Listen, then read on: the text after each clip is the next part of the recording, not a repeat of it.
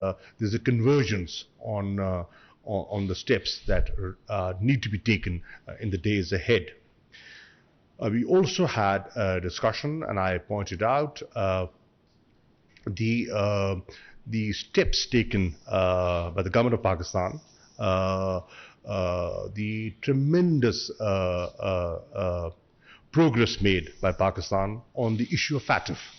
Pakistan is very keen to get out of the grey list, and we have taken steps, legislative steps, administrative steps, and concrete steps that are being today recognized by the world. I have urged the Foreign Secretary to be supportive to Pakistan on the steps that we have taken on that score. Red list, obviously, is an issue that has been discussed in Pakistan. I did touch on that subject, on how people feel about it and what needs to be done to get Pakistan off the red list into the amber list. And I'm happy that there is a meeting at the technical level that has been arranged on Monday. Dr. Faisal Sultan will be representing Pakistan and putting forward Pakistan's point of view. And I've also suggested a number of steps that can be taken, that make both sides comfortable on how to deal and how to overcome this challenge, and how to get Pakistan into the amber list. On the whole, it was a frank, candid discussion, and thank you for coming. Thank you very much.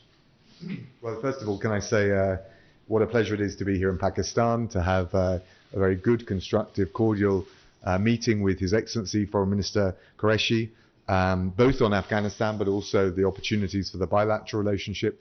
And I look forward to seeing the Prime Minister later on today.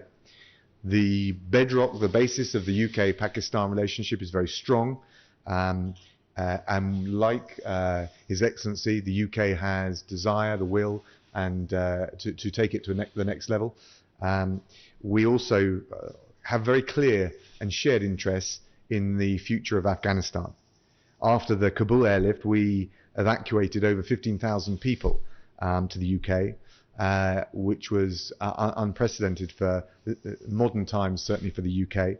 And we're working together to continue the secure, safe passage for those who haven't yet made it out of Afghanistan, whether they're British nationals or indeed those who have worked for us. It was important to have the opportunity, and I'm very grateful to the government for making this possible, to go up to Torkham to see for myself the situation on the ground and talk to people on the ground and really understand it at that level. As for the UK, we're very mindful of the situation for Afghanistan's neighbours. We will be shouldering our humanitarian responsibilities. We've increased our aid budget for Afghanistan this year to £286 million, and we will also be supporting those countries who face the greatest demands for those who may be displaced in the weeks ahead. We've also sent a team, a 15-person rapid deployment team, to the region as a whole to make sure that we can help with the logistics, the practical arrangements that we also discussed for allowing people safely and securely to cross borders if it's into third countries to get back to the UK. And of course, that's a way of easing the burden on some of Afghanistan's neighbours. I'm also pleased to announce that today we're releasing the first tranche of that extra aid money that I mentioned. We are sending up to £30 million of life-saving support to Afghanistan's neighbours, and that will include Pakistan, so that there is the money to provide the basics, the shelter, the household necessities, the sanitation for those who come across the border. We recognise this problem. We want to be part of the solution with such a key partner. We also stand by our commitments for Afghanistan's future, and I think there are a number of priorities that we discussed today. The humanitarian lifeline, preserving regional stability, holding the Taliban to the assurances that they've made, making sure that deeds follow words, and of course making sure that Afghanistan cannot be used and will not be used as a base or a safe haven for terrorist groups in the future.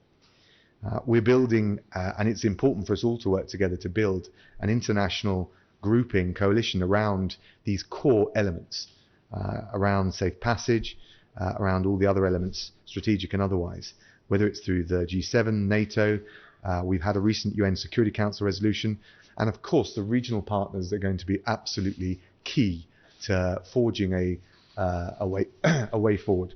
And Pakistan's support and role will be vital. And if we come together in that way, with all of those that are interested and want a positive way forward, we will be able to exercise the maximum moderating and positive influence on the Taliban. We have a shared interest in supporting a stable and peaceful future for Afghanistan, and I thought with a very good conversation we had about the common and the commonality of interest in how we pursue that going forwards. We also discussed all of the bilateral issues that His Excellency raised. We listened, we understand the concerns on issues like the Red List, and all the more important that as close partners we really intensify the bilateral relationship, particularly with, I think, a big anniversary for our bilateral relations which is coming next year. Thank you very much, and it's a great pleasure to be here.